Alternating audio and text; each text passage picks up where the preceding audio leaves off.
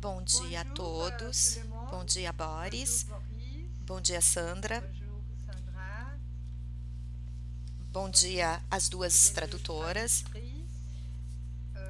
Je suis Estou muito très feliz heureuse de vous voir em pour la encontrá-los pela première primeira fois vez dans ce nesta type de modalidade de rencontre. evento. Euh, É c'est incrível. incroyable. Je suis Estou très felicíssima heureuse vraiment realmente de vous por voir parce que vê-los, porque même si mesmo a Sandra est Sandra à Rio, estando no Rio, je eu não la me vois encontro pas, com donc ela, je pois suis à estou em Porto Porto Alegre. Alegre. Et E la estivemos dernière fois, on juntos était pela ensemble última vez, os cette três, na fois França, en France. e agora Et maintenant, aqui par nesta ici, modalidade. alors Então, je vais vous présenter vou d'abord à apresentar-lhes Sandra primeiramente a Sandra, et Sandra que va vous vai apresentar présenter o Boris après. depois. Alors Sandra Sandra é est psicóloga, psychologue, docteur doutora em en saúde santé coletiva, collective, professora e professeur pesquisadora de na chercheur à Universidade l'Université Federal fédérale Fluminense, Fluminense et coordenadora coordinatrice des do groupes grupo REDRES, REDRES, que c'est que é o Observatório l'Observatoire international Internacional de de Pesquisas em Resiliência. Résilience.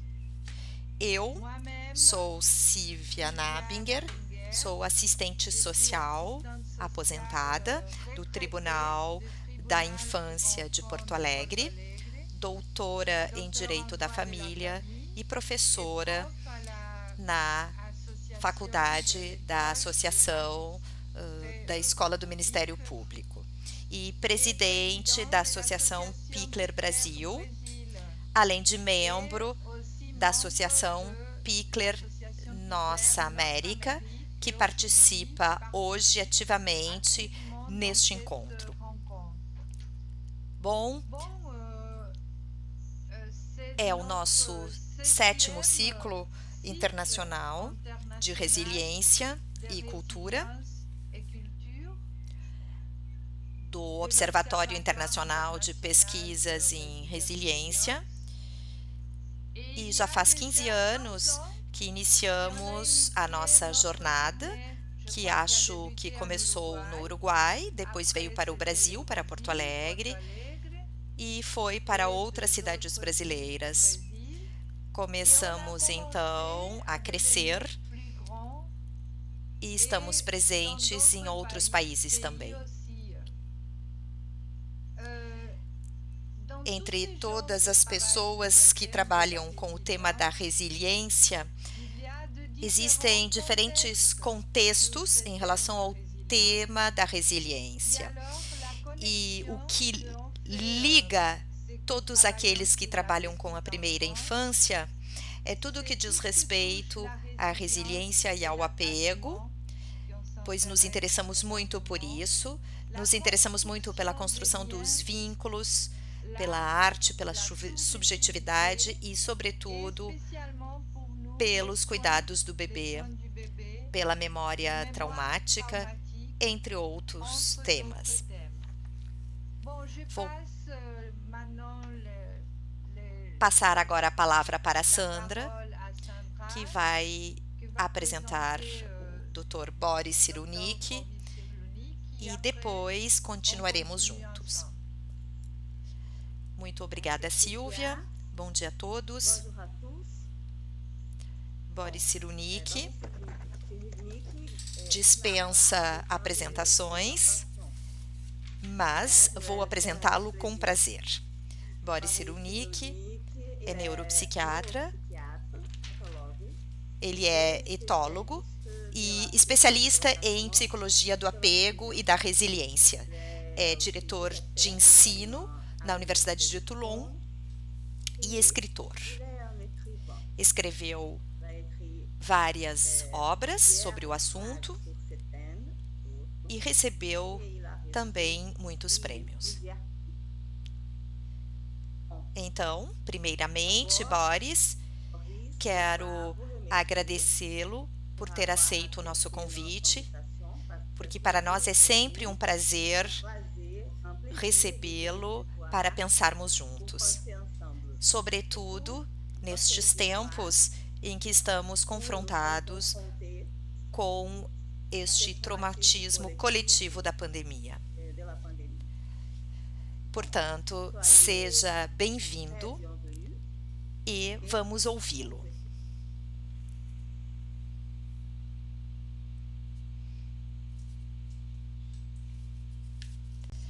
Sandra, você está me passando a palavra, então? Oui. Sim, eu vou fazer uma apresentação e depois vocês farão as perguntas, certo? Sobre a primeira infância ou o que desejarem. Está acontecendo conosco o mesmo que está acontecendo com os brasileiros e o que está acontecendo também em muitos países, com os americanos, em toda a Europa. É uma história inacreditável, mas é uma história que tem se repetido em períodos regulares desde que os seres humanos têm construído a civilização. No plano biológico, o vírus é uma pontinha de RNA. Ou seja, são alguns genes, 12 a 15, um pedacinho minúsculo que penetra nas células. Se for uma célula cerebral, vai atacar o cérebro. Se for uma célula pulmonar, atacará os pulmões. Mas é um pedacinho, um segmento minúsculo de RNA, não é nem mesmo um DNA. Aqui eu encerro a parte biológica. Todo o resto é um fenômeno civilizacional. Quando eu estudava etologia animal, eu tive a oportunidade de observar em chimpanzés o caso da paralisia facial periférica, sempre provocada por vírus. Não havia epidemia até o dia em que se viu um gorila capturar um macaquinho, parti-lo em dois e comê-lo ainda quente. Algum tempo depois, o macaco que o comeu teve uma paralisia facial periférica. Então, o macaquinho, ao se debater, tinha ferimentos, arranhões, pelos quais entravam pequenos segmentos de RNA, de DNA, trazendo os vírus para a paralisia facial. Neste mundo dos macacos, que não falam, eles se comunicam por mímicas e gritos. E os outros macacos, não compreendendo este macaco, o consideraram um estranho, inquietante e o expulsaram. 15 dias depois, não havia mais vírus e não houve epidemia, porque os gorilas não são bons em comércio. E mesmo quando fabricam um vírus, não sabem vendê-lo. Ao passo que nós, seres humanos, desde o Neolítico, estocamos alimentos e nestes estoques de alimentos instalam-se os ratos e vírus são fabricados. Os ratos se instalam com o bacilo da peste e há 10 mil anos, em períodos regulares, vemos epidemias virais e epidemias de peste. É espantoso que nós nos espantemos que isso aconteça, porque isso acontece em períodos regulares e mata muita gente. Entre nós, seres humanos, o que origina o vírus são as criações de animais em número excessivo, sobretudo para a produção de carne. Eu tenho uma lembrança de uma carne deliciosa que eu comi na casa da Silvia Nabinger. Tenho uma lembrança realmente incrível disso. A América do Sul é muito competente em criação de animais para a produção de carne, na Argentina sobretudo, mas no Brasil também. Os chineses também criam animais como porcos, aves, de maneira intensiva. Todos esses animais se misturam e geram vírus que têm uma fórmula desconhecida, não conhecemos a sua ação nos organismos e também não sabemos tratá-los, tampouco os sinais clínicos que provocam. E toda vez que isso acontece, precisamos descobrir tudo novamente. Na condição humana, estes vírus são produzidos porque a espécie humana esteve a ponto de desaparecer várias vezes, e o que a impediu de desaparecer foi a violência dos homens. Na época das glaciações, os vegetais desapareceram, os frutos também, e era preciso encorajar os homens violentos a abaterem antílopes, porcos, grandes animais, e precisaram inventar armas e aumentar a cooperação social, de modo que a civilização começou pelo assassinato. Ao dizer isso, eu cito Freud, cito René Girard, Lévi-Strauss e todos os antropólogos que reconhecem que, se os homens não tivessem sido violentos, a espécie humana provavelmente teria sido extinta.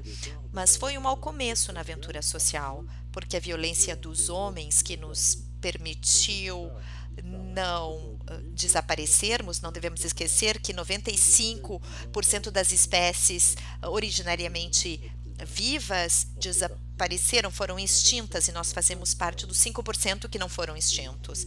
E se não fomos extintos, foi graças à violência, graças à técnica, à invenção das armas, à invenção da fala, nos permitindo a comunicação. Ao mesmo tempo, foi então a criação da civilização e das relações de dominação que hoje não suportamos mais. Esta dominação que todas as religiões valorizaram, ou seja, o homem feito para dominar a natureza. Os cristãos, os judeus, os muçulmanos dizem isso, todas as religiões dizem isso, e o preço humano a pagar por essa dominação é muito alto, porque torna muita gente infeliz. A dominação dos animais que comemos sem percebermos o que estamos fazendo, a dominação das mulheres, a dominação das crianças. Por isso, no século XIX, o único preceito educativo eram os maus tratos físicos. As crianças apanhavam para ter melhores resultados escolares, e hoje nos perguntamos se bater em uma criança faz delas alguém mais inteligente. Pensou-se isto porque funcionávamos dentro de relações de dominação. Este começo da sociedade teve um preço muito alto, então, e hoje desejamos viver de uma forma diferente entre nós. Mas isto traz um grande problema filosófico. O Ocidente organizou-se em torno do pensamento de Descartes, ou seja, o corpo de um lado e a alma de outro. Mas o vírus nos faz descobrir que o corpo e a alma são uma mesma coisa, funcionando em interação. Quando o cérebro, que é esculpido pelo meio, vamos falar sobre isto mais adiante, vamos falar sobre a moldagem do cérebro pelo nicho sensorial precoce, a mãe com o útero durante a gravidez, o pai bem mais precocemente do que imaginávamos. Os psicanalistas nos diziam que o pai intervinha mais tarde para separá-lo da mãe, do poder materno, e os trabalhos de etologia humana hoje mostram exatamente o contrário, que a presença do pai, quando a mulher está grávida, é o melhor tranquilizante para ela. E quando a mãe se sente tranquilizada, o bebê consegue se desenvolver muito bem. Quando o pai é violento ou está ausente, a mãe se sente insegura. E hoje sabemos, através dos trabalhos da epigenética, que o estresse materno secreta substâncias como cortisol, as catecolaminas, e quando o trauma se torna crônico, tudo isso atravessa a barreira da placenta, e observamos na faculdade de Toulon que o estresse crônico, quando a mãe fala, as baixas frequências da sua voz vibram na boca do bebê que ela carrega. Assim, quando a mãe fala, ela acaricia a boca e as mãos do bebê que ela carrega, e o bebê responde com alguns movimentos e ao deglutir, ao engolir o líquido amniótico cheio de substâncias tóxicas, e assim, quando a mãe está estressada pela sua história, pelo seu marido, pela família, pela precariedade social, o bebê que ela carrega vem ao mundo com alterações no sistema límbico, ou seja, o cérebro da memória e das emoções é danificado. E Descartes não podia levar em conta tudo isso. O seu raciocínio era linear, uma causa provocando um efeito. E no meu raciocínio é a infelicidade da mãe, e não a mãe, eu destaco, que aumenta as secreções do estresse que vão danificar certas células cerebrais do bebê. Então, neste caso, Descartes está errado. E do ponto de vista educativo e político, isso nos envolve, porque hoje podemos provar através das substâncias da neurobiologia, com os exames de neuroimagem, e na comissão que nós temos no governo e que eu presido, temos especialistas que fotografaram, filmaram como o estresse materno danifica o cérebro da criança. Mas é muito grave se nada fizermos. Se a mãe ficar sofrendo com o bebê, isto gera um traumatismo duradouro. Inversamente, se nesse efervescência das células nervosas da criança, que é muito intensa e que basta que demos tranquilidade à mãe para que o cérebro da criança possa se construir bem, voltar a se construir bem.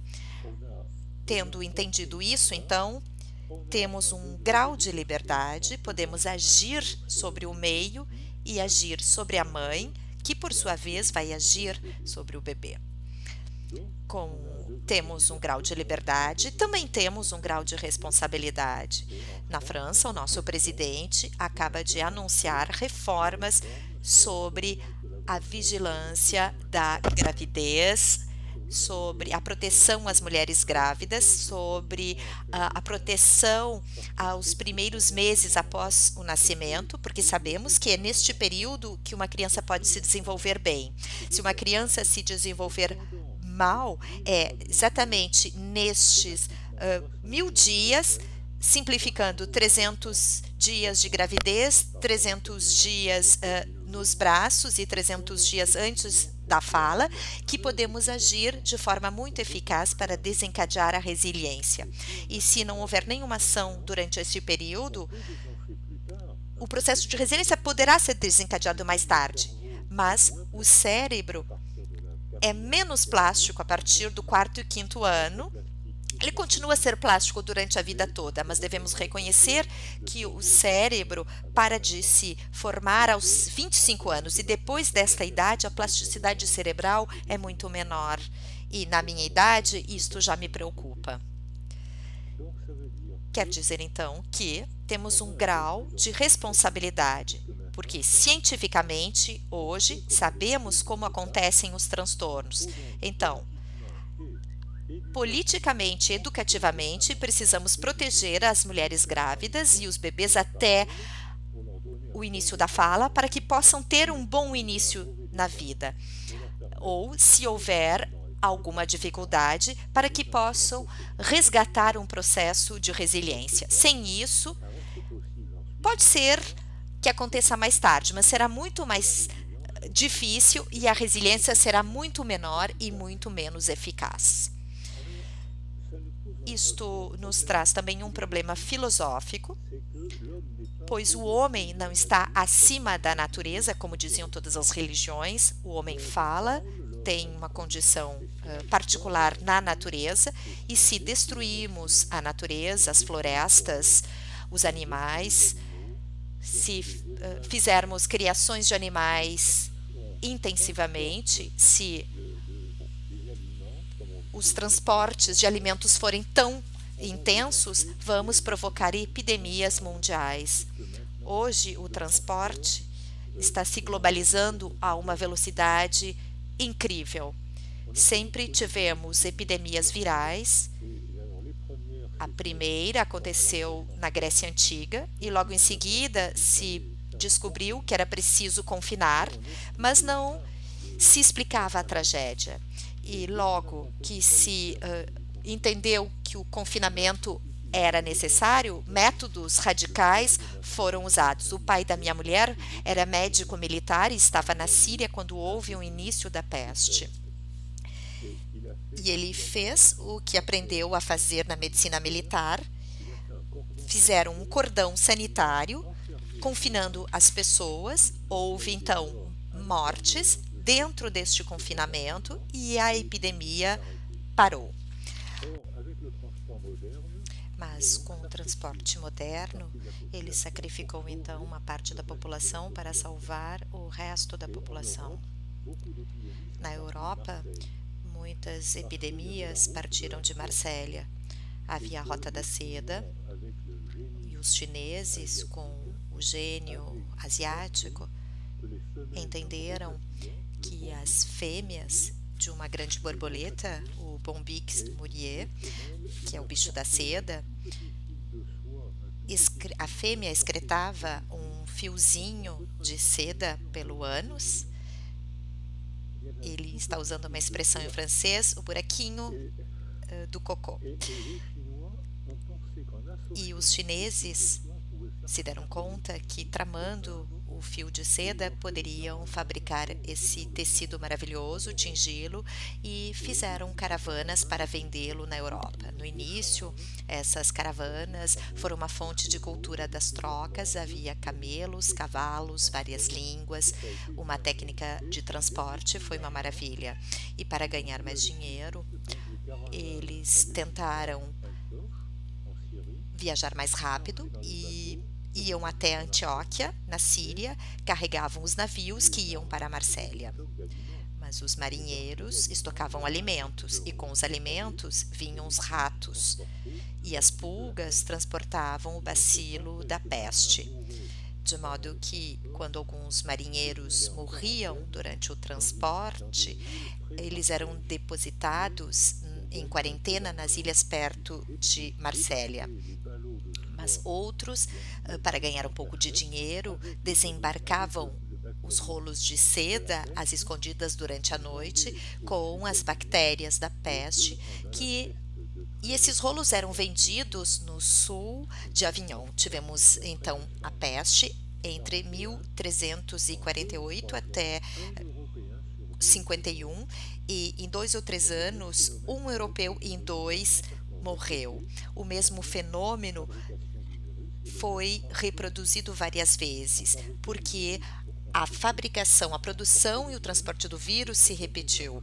Se produziu o vírus para consumir e se transportou o vírus para ganhar dinheiro. Exatamente isso o que aconteceu agora. Para consumir, a nossa civilização ocidental produziu o vírus, e para ganhar muito dinheiro ou transportou de avião. As caravanas de camelos hoje são os aviões. Este vírus foi então transportado e a epidemia se tornou uma pandemia mundial, ao passo que anteriormente foi apenas europeia. Neste contexto, temos uma escolha: ou se refaz o mesmo processo de produção do vírus e de transporte, como foi feito várias vezes no passado, e sabemos o que acontecerá. Haverá, a cada 3 anos, um novo vírus que vai aniquilar as populações e arruinar os países. Depois do confinamento, como é que vamos sair deste confinamento? Ou vamos fazer a mesma coisa que aconteceu nos séculos das pestes, e daqui 3 anos teremos uma nova peste, uma nova pandemia, ou então fazemos aquilo que aconteceu depois de vários períodos de caos social, de epidemia, caos militar, caos como fomes na Europa, houve glaciações repetidas, também houve muita fome e muitas vezes os seres humanos se angustiaram muito. E com a chegada de um Salvador, dizendo o que poderia fazer para salvar a humanidade, e pediam seus votos. E é assim que hoje um grande número de ditadores foram democraticamente eleitos. Hoje, no planeta, há muitos ditadores eleitos democraticamente porque são trapaceiros desonestos que dizem ter a solução e conseguem convencer muita gente, são eleitos e as ditaduras se instalam. A Europa já viveu isso. Atualmente na Europa há ditadores que foram eleitos e estão calando as pessoas, impondo suas leis e arruinando seus países. Não sei, vocês devem conhecer a questão melhor do que eu, mas eu me pergunto se na América do Norte, na América do Sul, não haveria um fenômeno semelhante. Na Europa, na Hungria, entre outros países, na Polônia também, talvez até mesmo na Rússia, vemos surgir salvadores que são desonestos com o povo e são adorados pelo povo. Isto significa que essas ditaduras provocam trocas afetivas impressionantes, porque isso, de certa forma, acalma as pessoas. No plano cultural, o que acontece é que durante milênios construímos a cultura graças à violência dos homens corajosos. Quando eu era pequeno, muitos de nós aprendemos a lutar. Eu vivi 2 guerras, eu nasci antes da Segunda Guerra Mundial. Eu consegui fugir desta guerra, mas a minha família toda não. Eu fiz meus estudos de medicina e logo depois fui requisitado para a Guerra da Argélia. Então, mesmo sendo muito jovem, tendo apenas 83 anos, eu vivi 2 guerras. E aqueles que nasceram alguns anos depois dessas guerras não passaram por nenhuma guerra e acharam que as coisas são assim. E hoje estamos percebendo que o vírus mata muito e há fatores culturais, por exemplo, seja entre judeus ortodoxos ou entre os islamistas extremistas muçulmanos, muitos dizem que o vírus é uma punição de Deus. Mas eu ouvi a mesma coisa no Haiti depois do terremoto. E acho ter ouvido também a mesma coisa na Colômbia depois de um ataque das Farc, em que as pessoas agradeciam a Deus pela punição por não terem acreditado nele. Então, as pessoas agradecem a Deus e acreditam que basta orar intensamente para não serem vítimas dos vírus. E se alguém é vítima de um vírus, é prova de sua descrença e do castigo de Deus. Então, os descrentes não devem ser tratados porque estão sendo punidos por Deus. Vemos isso no Oriente Médio, tanto em Israel como nos países árabes. O vírus está se espalhando muito devido às crenças religiosas. Eu vou terminar então o meu capítulo cultural propondo a ideia de que o vírus é um problema biológico muito pequeno, mas é um grande problema civilizacional. Mas nós somos psicólogos. E o que acontece?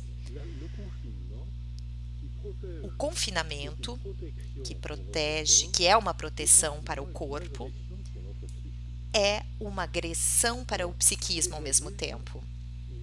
Para os adultos, a desigualdade social existente antes do confinamento agravou-se com ele. E, de acordo com a teoria da resiliência, eu propõe uma reflexão em 3 pontos: antes do confinamento, durante o confinamento e depois do confinamento. Antes do confinamento, em todas as populações, uma parte das pessoas adquiriram fatores de proteção. O que isto significa? Uma família suficientemente estável, com acesso à linguagem, com o domínio da fala, das palavras, com diplomas, porque hoje a hierarquia social não é mais dada pela violência dos homens, e sim pela aquisição de um diploma. Hoje é a escola que estabelece a nova hierarquia social. Mas nem todo mundo vai à escola em todas as culturas, e nem todo mundo tem êxito na escola. No entanto, a nova aristocracia que está se formando hoje é a do diploma.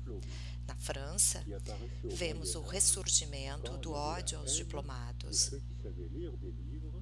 Na Idade Média, havia ódio por aqueles que sabiam ler e escrever e eram odiados por aqueles que não sabiam ler. E aqueles que não sabiam que havia a possibilidade de aprender a ler e escrever, eles se sentiam humilhados.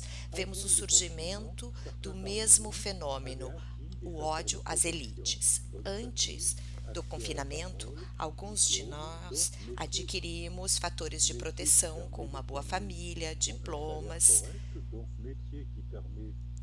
uma profissão que nos permite ter um salário correto, uma moradia correta. E quando chega o confinamento, as pessoas se confinam em moradias bastante grandes, têm recursos internos, sabem ler, sabem assistir filmes, sabem usar o Zoom, sabem enviar mensagens de afeto aos amigos e à família, e continuam assistindo à mídia. E sabemos que o tranquilizante natural na teoria da resiliência são os laços afetivos e não a química. Estas pessoas adquiriram possibilidades de tecer laços afetivos. Na França, depois do confinamento, então, estas pessoas tiveram um bom desenvolvimento resiliente porque não ficaram traumatizadas. No entanto, para outra parte da população acontece o contrário.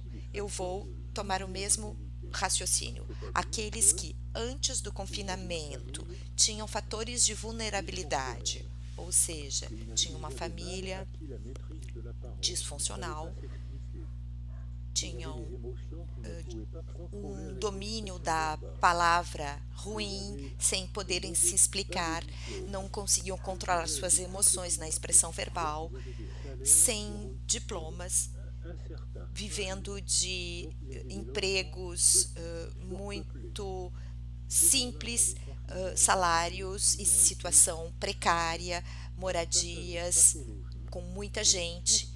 Estas pessoas foram submetidas a patologias de excesso de população, que causam estresse crônico cotidiano. As pessoas não conseguem dormir, há ruídos em casa, movimento, as pessoas esbarram umas nas outras dentro de casa, o ritmo delas não é espessado. Estas pessoas viveram o confinamento como um grande traumatismo, têm seus pesadelos. Uma das primeiras consequências na França do confinamento que foi observada foi o surgimento e o desenvolvimento em 48 horas da violência conjugal. Confinadas, as pessoas não podiam mais controlar suas emoções, e como os homens são mais violentos do que as mulheres, foi útil na época das glaciações, em que os homens usavam a violência para abater grandes animais, mas hoje é apenas destruição e infortúnio, pois a violência dos homens destrói as mulheres, as crianças e os próprios homens entre eles. Aquilo que foi um fator de adaptação há 10 mil anos é um fator de destruição nos dias de hoje. No confinamento, isto ressurgiu em 48 horas. Na França, tiveram de criar um número de telefone especial, um 0800, 48 horas depois, para que as mulheres, as crianças e às vezes os homens maltratados, nos maus tratos conjugais, há 80% de violência contra as mulheres, mas também há 20% de violência contra os homens. As mulheres também são violentas, mas bastante menos. Então, esta população com fatores de vulnerabilidade viveram o confinamento e tiveram um grande traumatismo em que tudo foi agravado.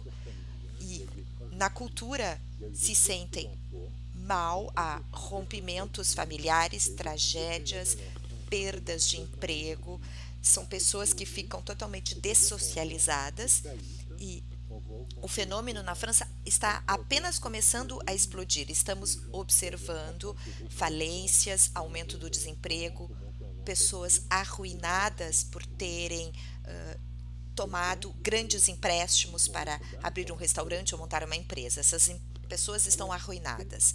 Vão, então, estar numa situação ruim durante muito tempo.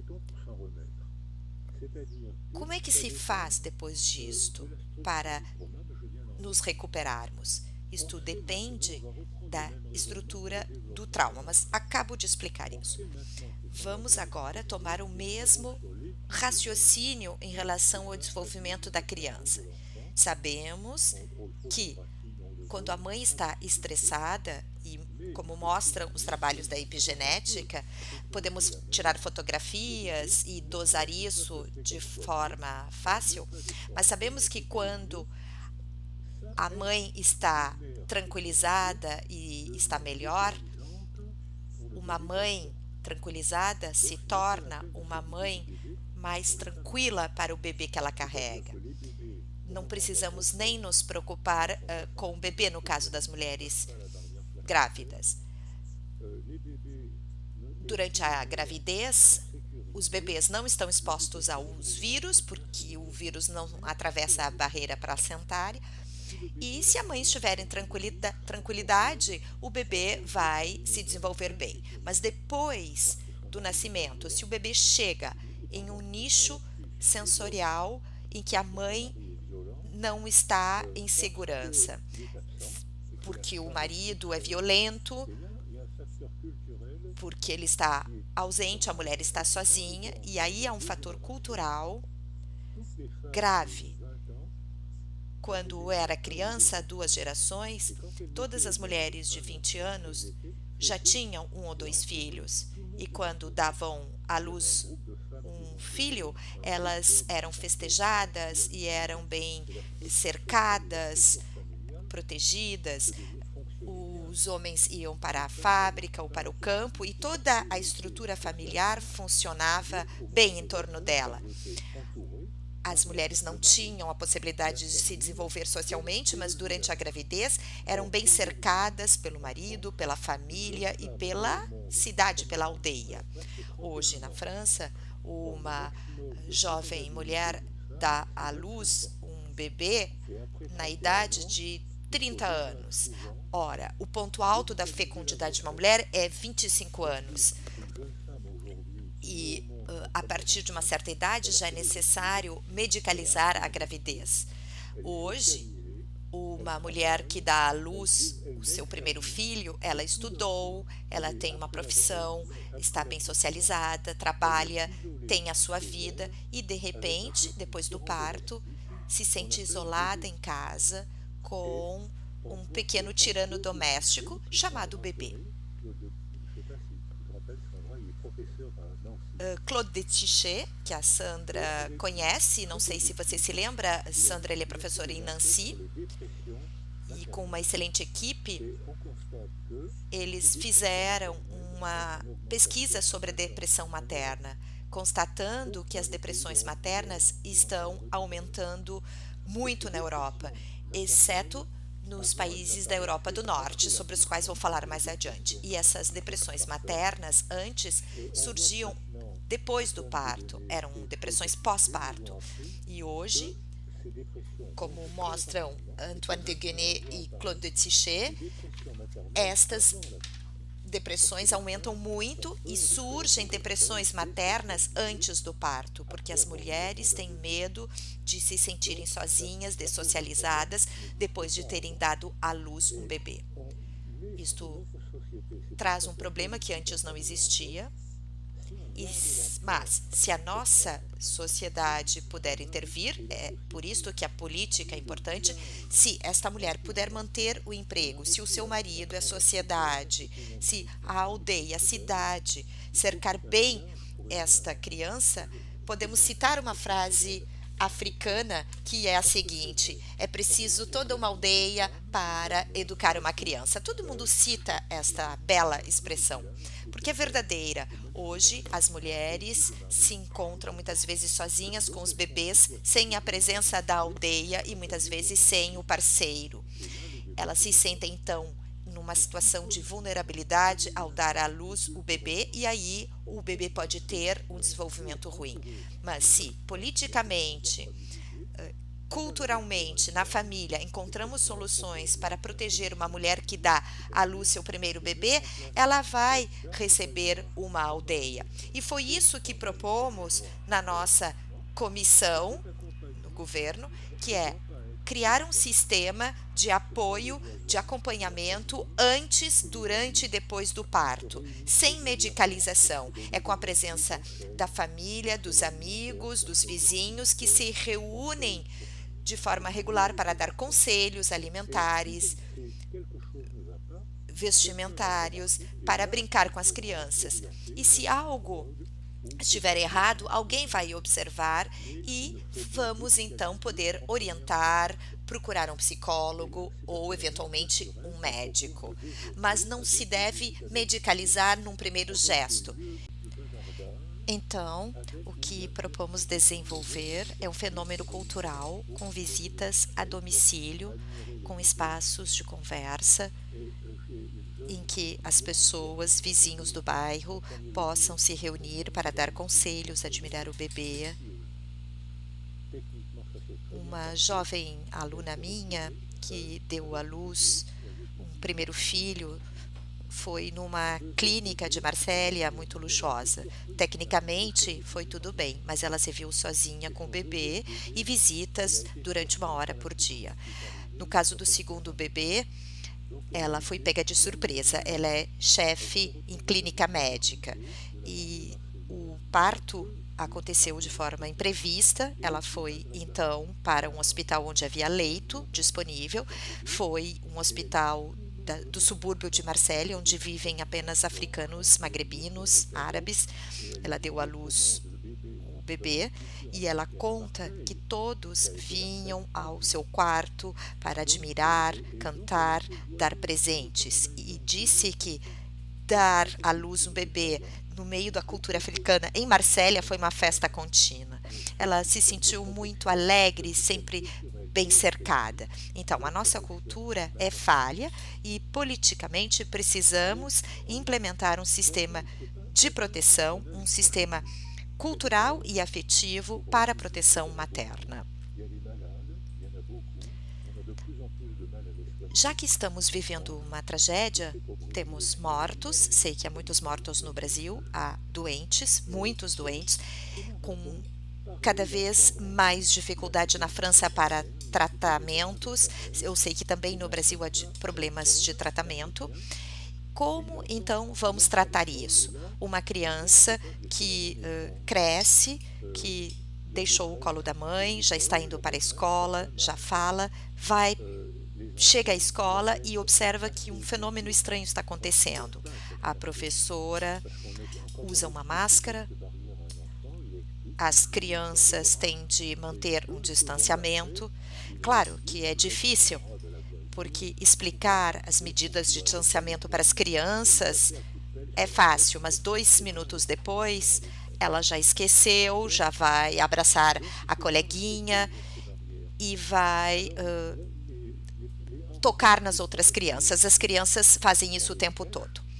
Então, as crianças não conseguem respeitar essas medidas de distanciamento. Em compensação, nas creches, com muita frequência, estão usando máscaras. Eu não sei o que vocês pensam disso, mas eu penso que isso não traumatiza as crianças. Nós somos os campeões em observação das mímicas faciais.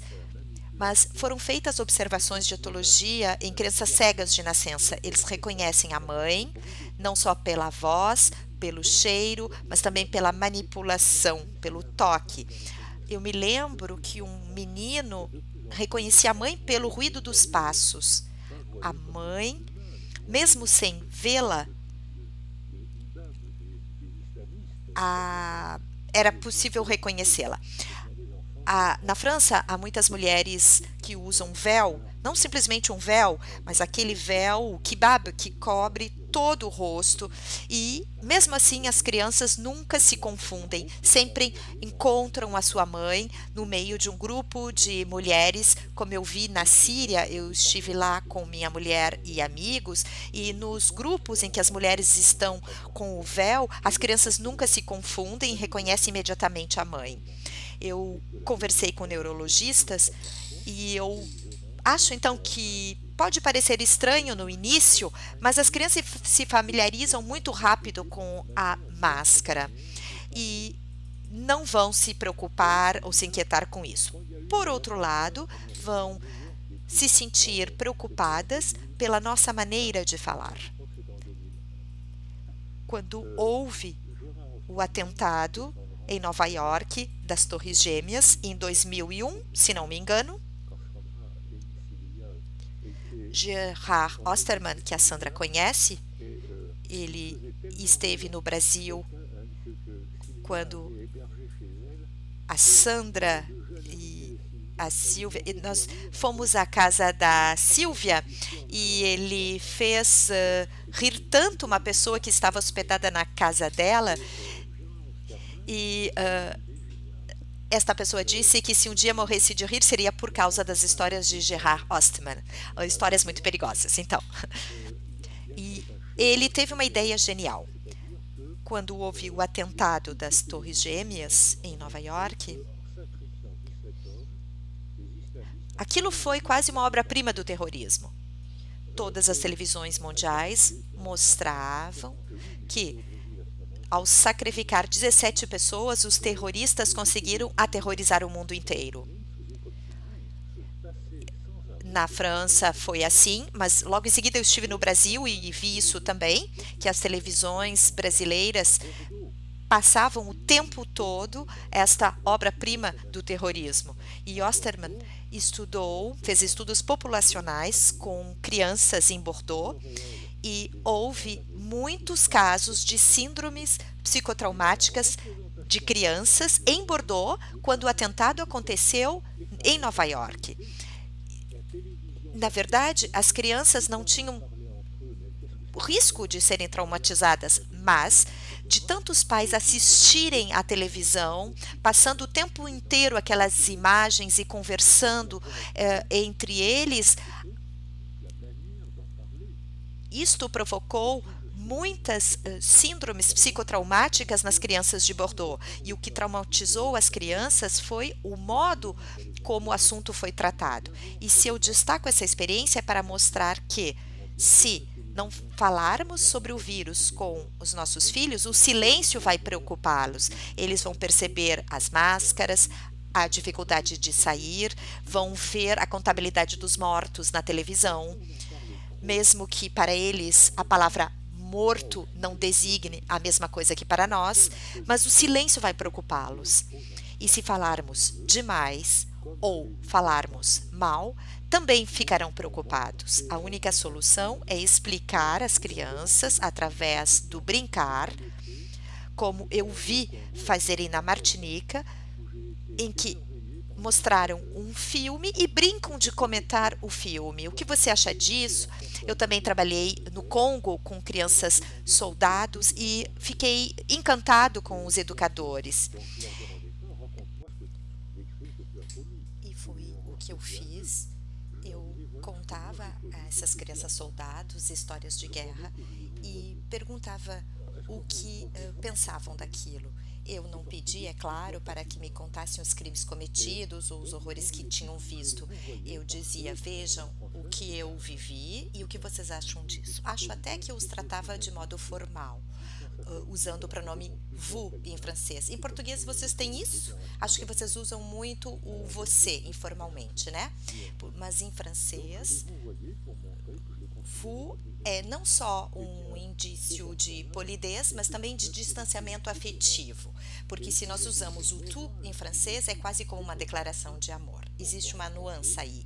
Então eu os tratava formalmente para mostrar que considerava-os adultos. Essas crianças tinham uma maturidade surpreendente, tinham uma moral e uma ética surpreendentes. Eles não me contavam o que tinham feito, mas o que achavam da guerra. Acho que devemos fazer assim no caso da tragédia do vírus, mostrar que há uma tragédia invisível que está nos envenenando, que está acontecendo conosco.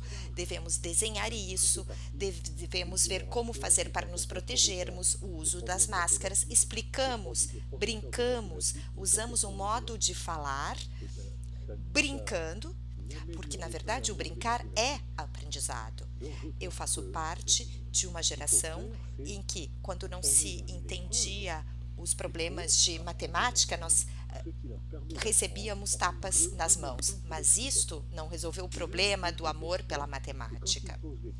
Então, eu acho que o que devemos fazer é ensinar as crianças nesta situação de provação através do brincar. E as crianças assim acabam fazendo perguntas, podemos pedir que desenhem, comentamos os desenhos e vemos que elas conseguem controlar, dominar a situação do vírus e, se estiverem familiarizados com isso, vão aprender. E será que eu tenho mais 5 minutos?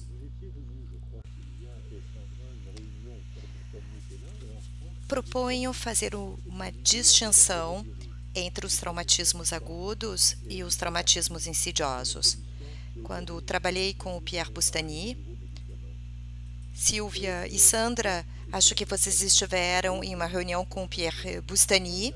Na França, ele é líder em neurobiologia, professor na Universidade de Caen e faz parte da comissão de liberação de novos medicamentos no mercado. O Pierre Boustany mostrou em seu laboratório que, quando há um estresse agudo e um estado de alerta nos pais, há uma grande liberação de cortisol. O bebê entra em estado de alerta por engolir o cortisol, mas se a mãe for acalmada, 2 horas depois o bebê volta ao normal. A resiliência de um bebê é grande, é muito fácil danificar o bebê, mas é muito fácil também repará-lo, desde que seja acalmado em seguida e desde que sejam acalmados a mãe e também o pai. Hoje sabemos que o pai intervém muito mais cedo do que imaginávamos. Um pai ansioso pode deixar sua parceira ansiosa e logo o bebê também. Então, há um contágio emocional. Então, é preciso trabalhar como Elisabeth Fifes nos ensinou, com o triângulo parental. Não sei se ela está traduzida no Brasil em português. Eu acho o trabalho dela maravilhoso.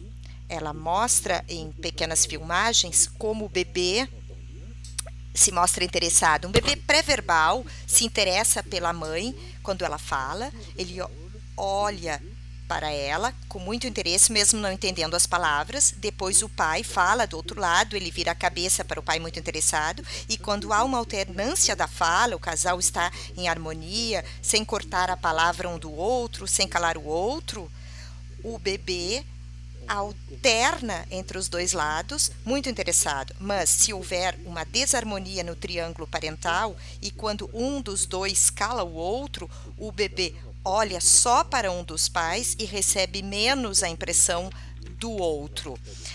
Vemos então como o nicho sensorial é guiado pelo mundo mental dos dois pais e não somente da mãe. Voltando a falar daquela experiência feita com as crianças de Bordeaux traumatizadas pelos atentados das Torres Gêmeas, percebemos que, a partir do momento em que a criança fala, ela pode ser traumatizada ou tranquilizada pela maneira de falarmos, de contarmos o acontecimento, porque, eu repito, o silêncio angustia, desorganiza, mas falar o tempo todo só do mesmo assunto também é angustiante. A memória traumática é peculiar. Denis Pechansky e Francis Eustache, quando vocês estiveram em Paris, ele ainda não trabalhava conosco.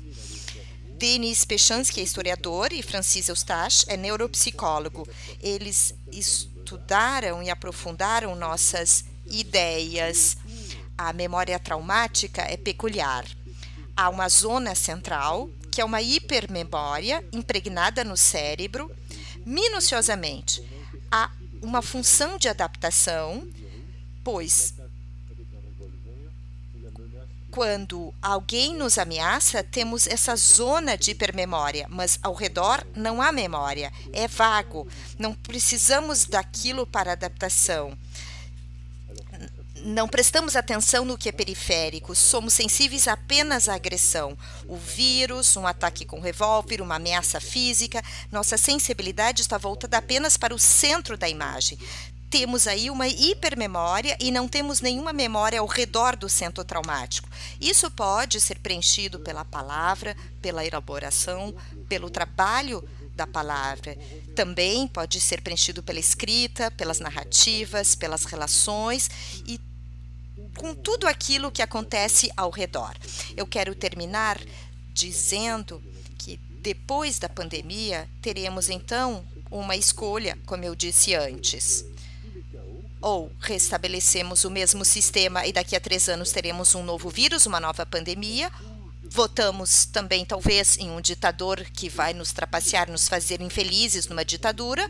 Ou então, como acontece muitas vezes depois de várias formas de caos social, uma guerra ou a fome, então mudamos nosso modo de viver e nossa cultura. E todas as grandes mudanças culturais aconteceram depois de grandes catástrofes. Hoje estamos vivendo, sim, uma catástrofe mundial. Então podemos muito bem mudar. Eu quero terminar dando 2 exemplos de mudanças. Depois da peste em Marsella, em 1348, a metade dos europeus morreu em 2 anos. Antes da epidemia, quando os senhores vendiam seus castelos com a terra, eles também vendiam os homens, os seus servos, que não eram considerados autônomos, não eram independentes, pertenciam aos senhores.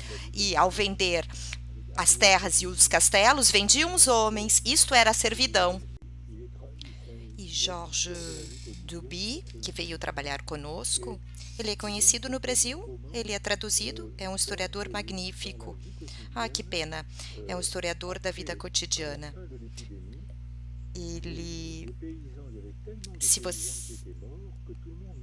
A história da vida cotidiana é uma obra magnífica. Ele mostra como, na vida cotidiana, depois da epidemia, com a morte dos camponeses, todo mundo morria de fome, pois não sabia se plantar. Assim, os camponeses adquiriram grande valor e foi preciso cortejá-los para que trabalhassem, para que se pudesse comer legumes, frutas. A servidão desapareceu então em 2 anos, sem nenhuma disputa, sem nenhuma reforma legal. Vou dar um outro exemplo falando sobre isso e termino, e é sobre a guerra de 1940 na Europa, no período pós-guerra. Eu nasci antes da guerra e me lembro que antes da guerra as mulheres ficavam em casa e os homens iam para as fábricas ou para as minas e o trabalho era muito árduo. Alguns homens prestaram 3 anos de serviço militar, porque já se sabia que entraríamos em guerra com a Alemanha, então o serviço militar era de 3 anos. E eu conheço homens que, depois de 3 anos de serviço militar, voltaram para casa, mas 3 meses depois houve uma mobilização geral, eles foram obrigados a partir para a guerra com o exército francês, que foi arruinado pelos alemães. Estes homens se tornaram prisioneiros de guerra durante 4 anos, de modo que toda uma geração de homens não aprendeu nada durante 7 anos. Entre a idade de 18 e 25 anos, estes homens não aprenderam nada. Durante os 7 anos, as mulheres fizeram funcionar tudo: as fábricas, os hospitais, os órgãos públicos. Elas começaram a plantar, a arar. Tudo funcionava com elas. Em 1945, então, era impossível dar a elas o mesmo status social que tinham antes. Todo mundo descobriu que elas eram capazes de fazer funcionar a sociedade. Isto não aconteceu entre 14 e 18, mas sim na Segunda Guerra Mundial. E isto desencadeou o movimento feminista que começou naquele momento. Não sei se depois melhorou ou piorou em 68, mas acho que melhorou depois de 68. Foram estas, então, algumas ideias que eu gostaria de apresentar para vocês, e gostaria de dizer que essas coisas modificam o psiquismo, a cultura, e podemos conversar agora?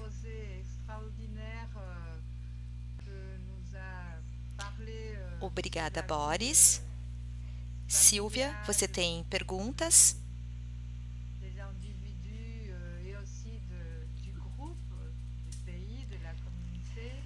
Bom, depois desta apresentação extraordinária sobre a vida familiar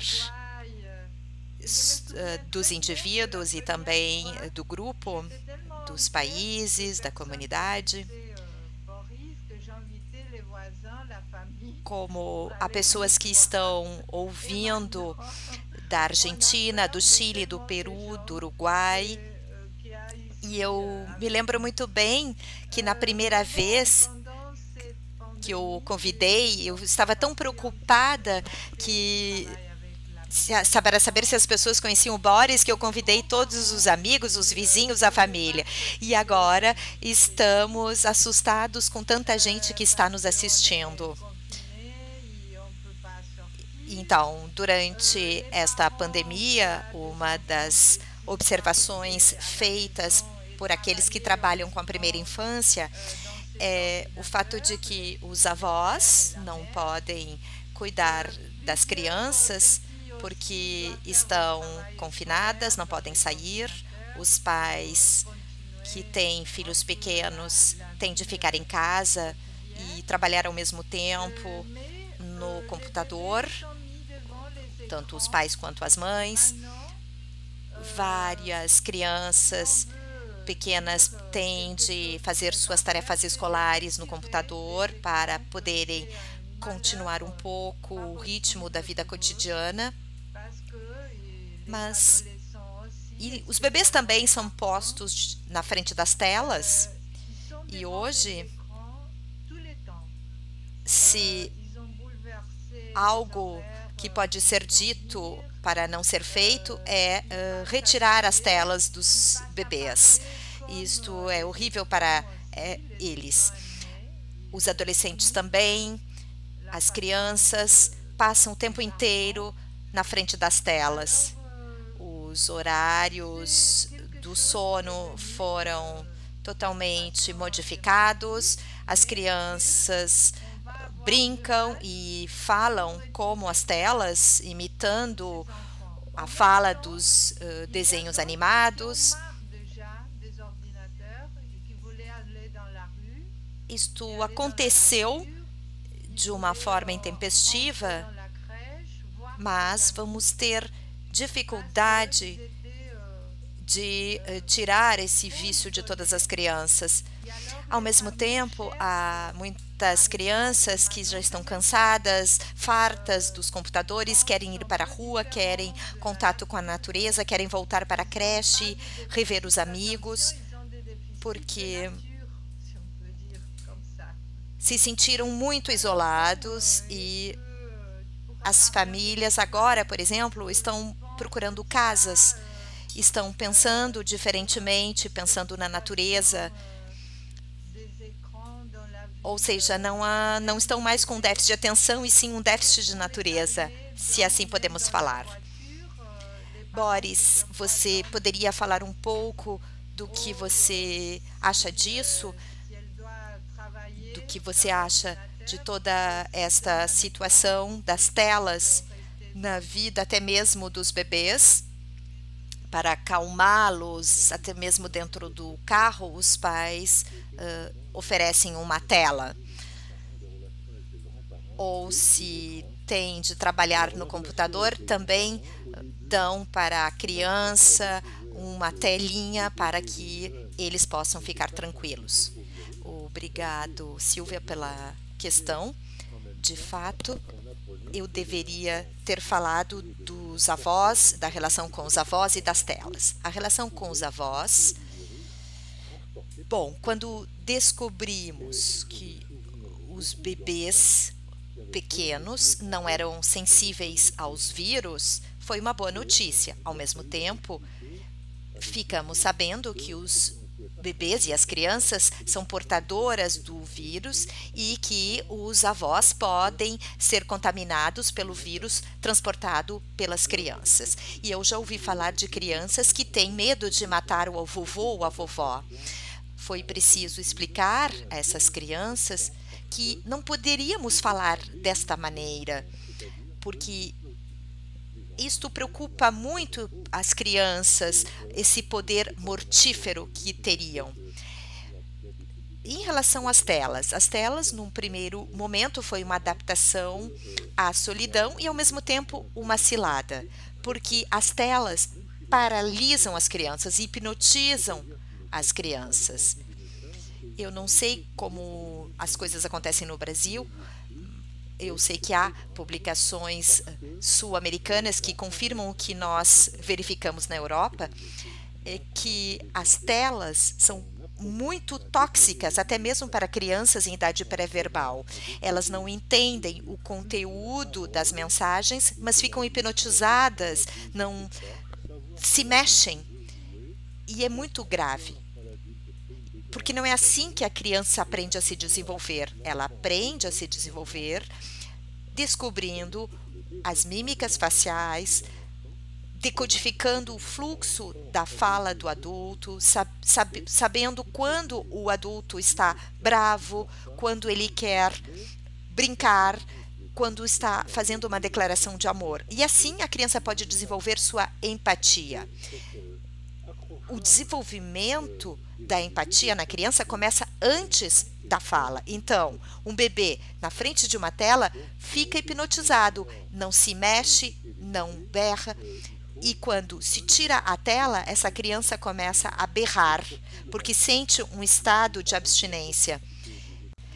E essa fixação dos bebês em idade pré-verbal nas telas é logo muito tóxica. Então, para evitar termos de reeducar os bebês, não devemos colocá-los na frente das telas, principalmente de manhã. Parece que a toxicidade das telas é maior no período da manhã do que à noite. Quanto à saída do confinamento, o que a Silvia disse, ela está certa. Nós vimos isso também aqui na França.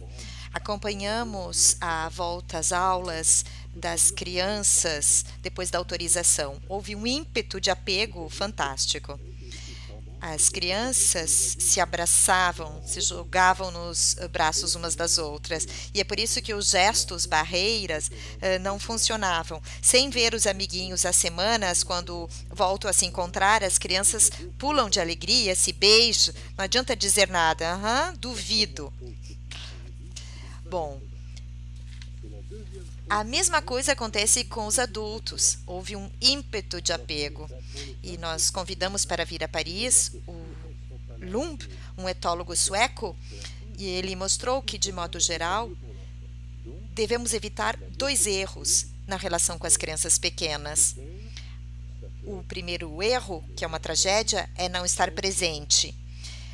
E segundo erro, que é outra tragédia, é a presença ininterrupta. No caso das mulheres, é simples.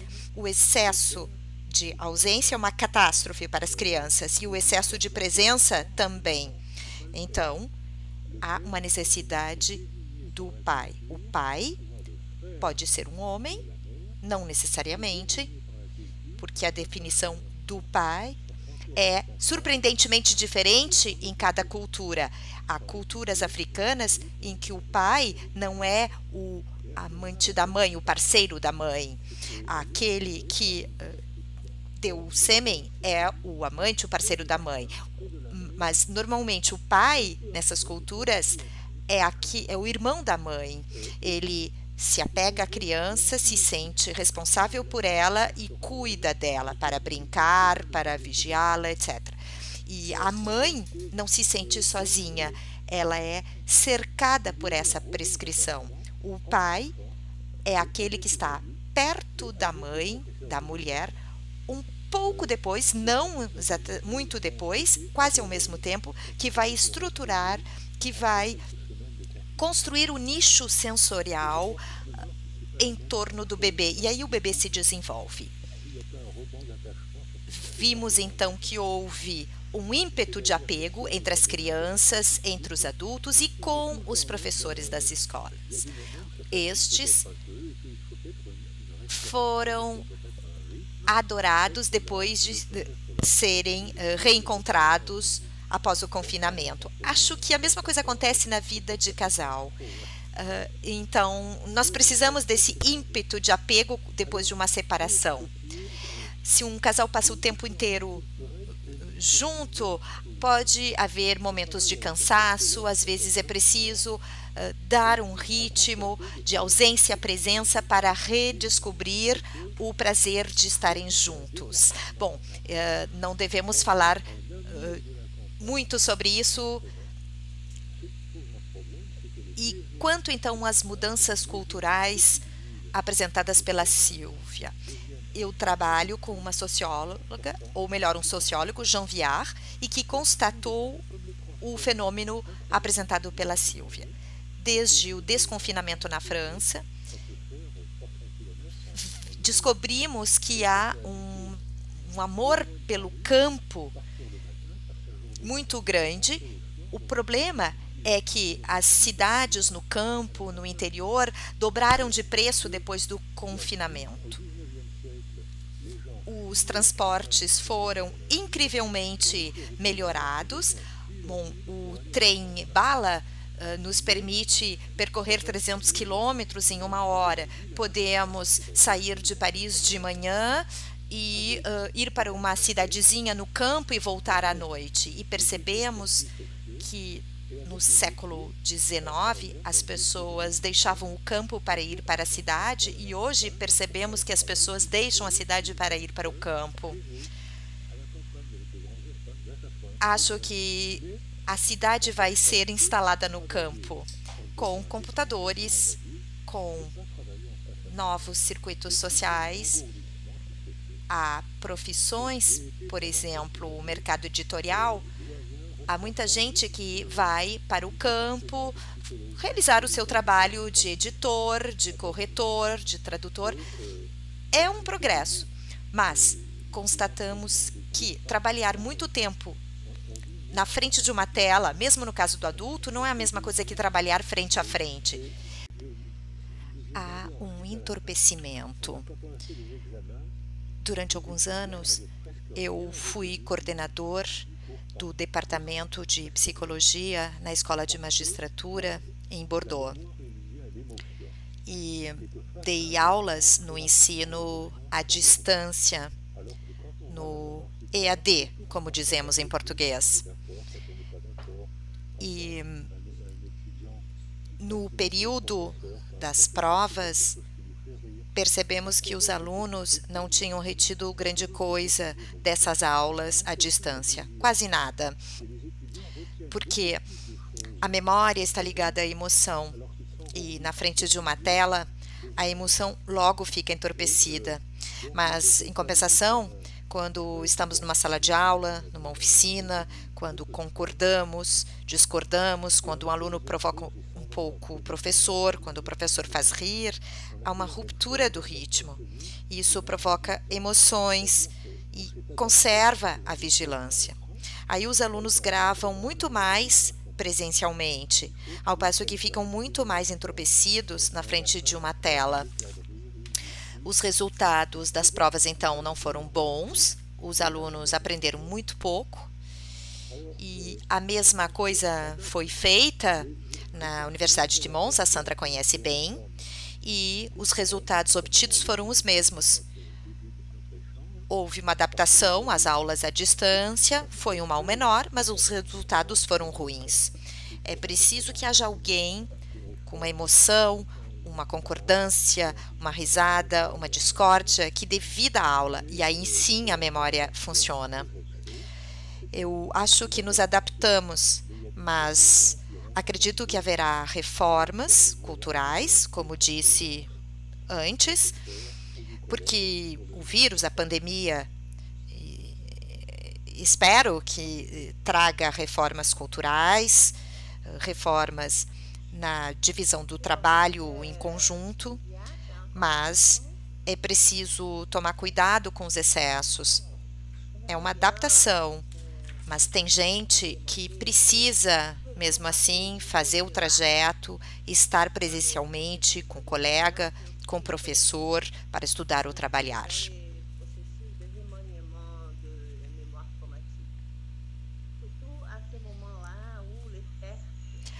Obrigada, Boris. Silvia, você ainda tem perguntas?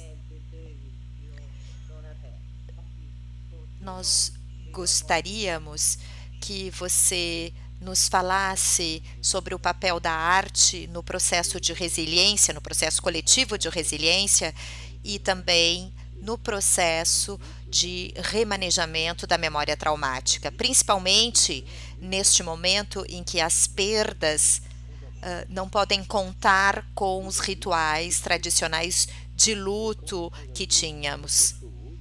E é preciso reinventar tudo, então. Obrigado, Sandra. Já havíamos conversado, nós dois, que a arte é muito mais importante do que pensávamos. Não é uma distração, é uma expressão fundamental, tanto para os adultos quanto para as crianças.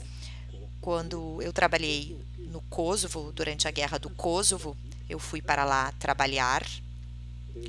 Houve uma grande crueldade lá. Muitas crianças assistiram a situações insustentáveis e não conseguiam falar. Quando perguntávamos, elas se balançavam como qualquer criança privada da alteridade, ou então se autoagrediam porque estavam aterrorizadas com as perguntas que fazíamos e a situação. Isso evocava lembranças insuportáveis.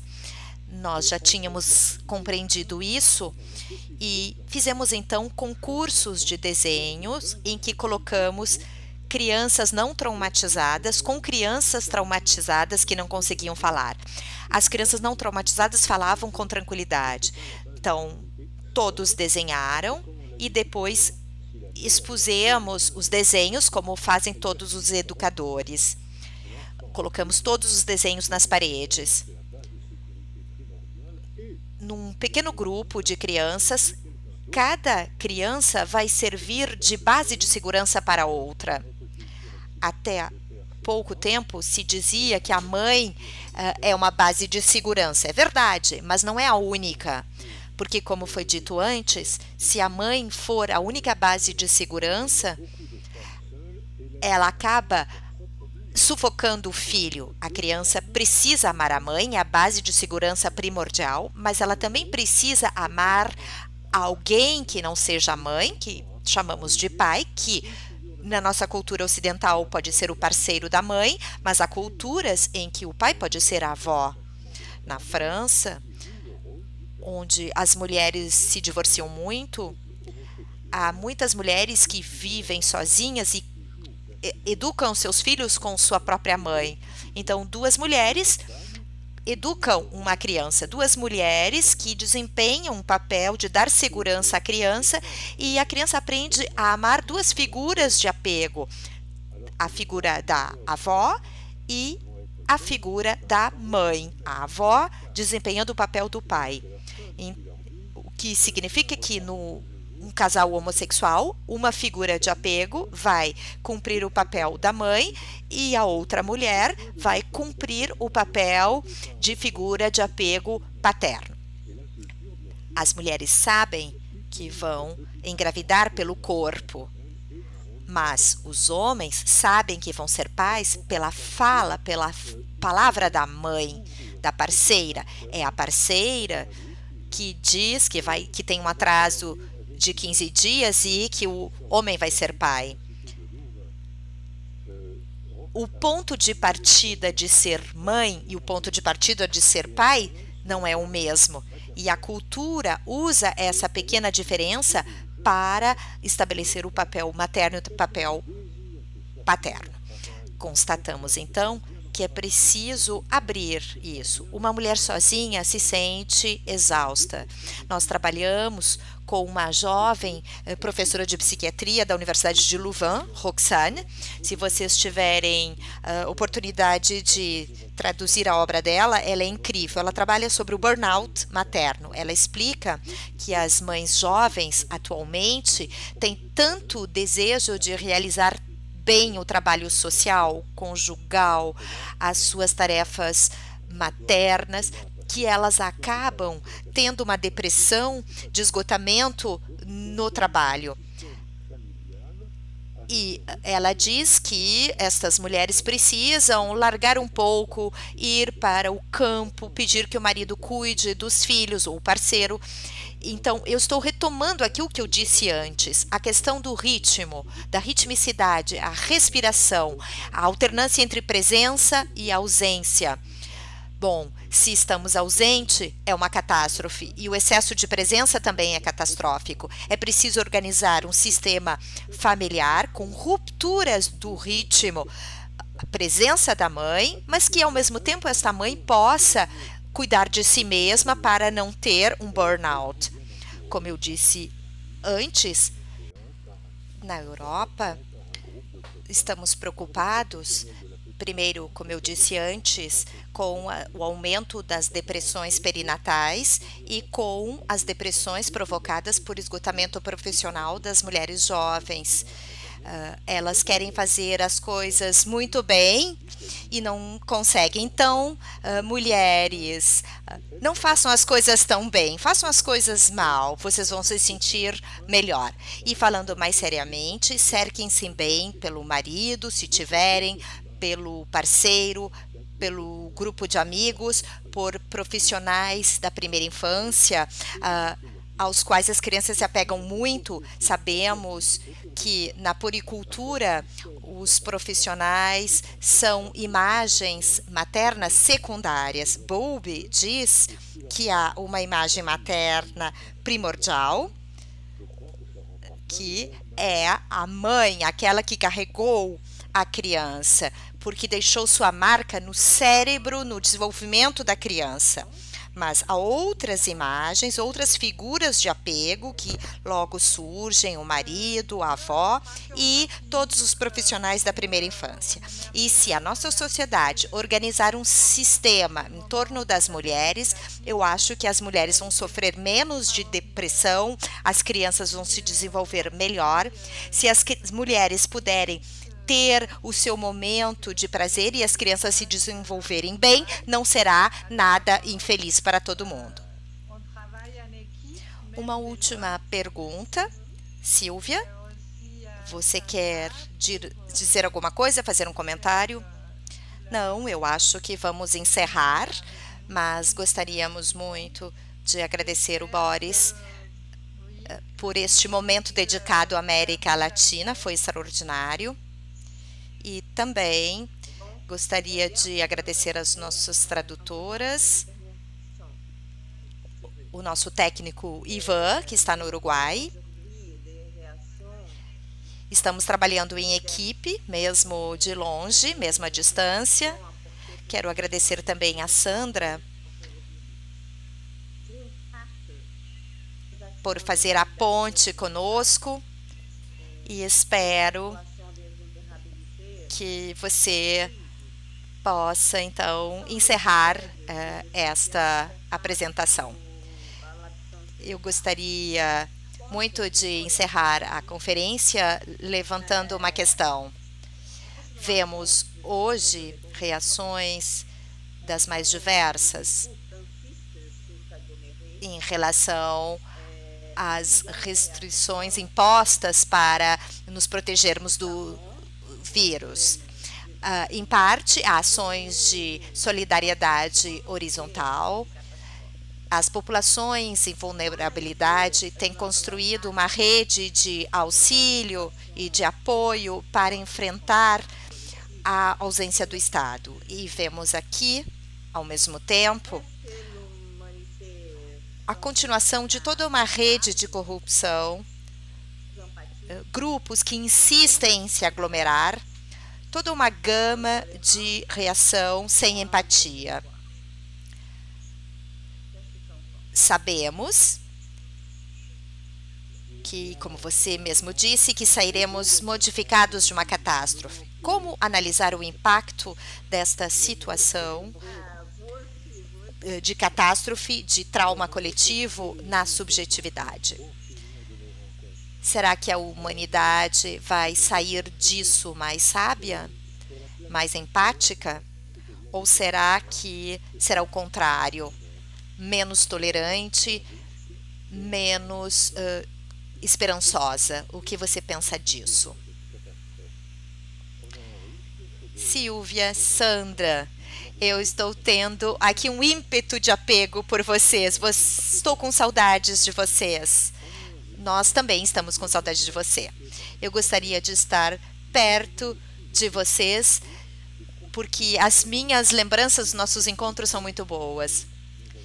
Em todo o planeta, como acaba de dizer a Sandra, acontece o que todos dizem. Há um risco e, ao mesmo tempo, uma possibilidade de aproveitar esta catástrofe. O risco é restabelecermos o estado anterior que nos arruinou, porque estamos todos arruinados. Temos, então, o risco de outras pandemias, temos também o risco de sermos trapaceados por ditadores, mas também poderemos aproveitar a pandemia para tentar modificar as nossas relações humanas, porque as duas grandes causas são o hiperconsumo e a hipermobilidade. Talvez isso possa ser mudado. Criações de animais menores, podemos comer menos carne, menos açúcar. Eu estou dizendo isso mesmo que eu esteja pensando com muito carinho na Silvia, naquela carne deliciosa que ela me apresentou na casa dela. Então, uma carne orgânica, é possível. Então, nós podemos mudar. Na Europa, queremos construir uma economia mais europeia, menos mundial. Vamos voltar a desenvolver a indústria de tecidos. Tínhamos fábricas de tecido muito competentes. Por que ir comprar na China? Por que fabricar todos os nossos medicamentos na China? Ao passo que na Europa tínhamos excelentes indústrias de medicamentos. Tínhamos também excelentes indústrias de tecido. Penso, então, que vamos mudar o circuito comercial, penso que vamos mudar o circuito cultural, mas devemos tomar cuidado com isso, porque o laço se estabelece pela cultura. A Sandra levantou uma questão sobre a arte e eu dei uma resposta ruim. Eu falei sobre o desenho das crianças, mas estou trabalhando com Pierre Lemarquis, que é neurologista e musicólogo. E como neurologista, ele mostra que quando ensinamos música para as crianças, em torno da fala, logo em seguida as crianças conseguem ouvir, fazer movimentos e dançam com a música. E nas imagens de neurologia, vemos que as crianças que aprenderam um instrumento, aprenderam música, vemos que há hipertrofia de certas zonas cerebrais, e estas crianças são as primeiras a começar a falar bem. E crianças autoconfiantes são aquelas que se socializam muito bem e, ao chegar na escola, tem uma ferramenta relacional excelente, a fala, e, além disso, um compartilhamento do prazer pela música ou pelo desenho. E isso acontece muito cedo, e eu acho que as atividades culturais são necessárias no planeta. A Sandra me fez descobrir a música brasileira e hoje gasto fortunas para ouvir a música brasileira, mas não estou lamentando. Eu penso então que precisamos estabelecer novas relações. Nos casais, tende a haver uma intervenção dos pais mais precocemente. Muitos pais estão descobrindo isso. Eu faço parte de uma geração em que os homens saíam para trabalhar de manhã cedo, trabalhavam 12, 15 horas nas minas, no campo, voltavam para casa à noite, exaustos, tendo todo o poder de chefe de família, mas sem tecer nenhum vínculo afetivo com seus filhos. Era um poder exorbitante e, ao mesmo tempo, uma amputação para esses homens. Constatamos que hoje, quando os homens intervêm bem precocemente junto com as mulheres na educação dos filhos, eles vão descobrir um prazer, um vínculo afetivo com seus filhos, e as mulheres se sentem felizes por estar amparadas. Então, eu penso e espero que esta seja a solução que será desenvolvida. Como fomos brilhantes, não? Prêmio Nobel. Muito obrigada, Boris. A Silvia já fez seus agradecimentos, mas eu repito, porque estamos com mais de 2.000 pessoas te ouvindo. Muito obrigada. Eu estou muito feliz por ter conversado com vocês. Muito obrigado. E na próxima vez o faremos presencialmente.